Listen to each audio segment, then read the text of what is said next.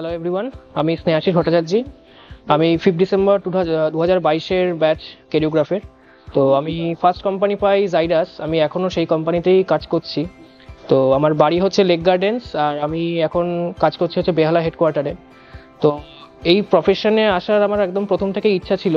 তো এই প্রফেশনে যারা আসতে চাইছো বা যারা ভাবছো যে আসবে, তো কেরিওগ্রাফি কিন্তু তোমরা জয়েন করতে পারো।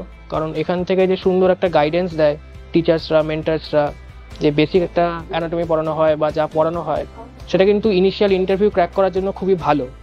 আর তোমরা যারা একটা ভালো সুন্দর প্রফেশনে ঢুকতে চাইছো, তো এইখানে কিন্তু এই প্রফেশনে তোমরা আসতে পারো, এখান থেকে ট্রেনিং নিতে পারো। কারণ আমাদেরও যে একটা গ্রুমিং করা হয়েছে, সেটা কিন্তু আমাদের ফিউচারে অনেকটা হেল্প করেছে। তো সেই হিসেবে বলতে পারি যে একটা খুব ভালো প্রফেশন।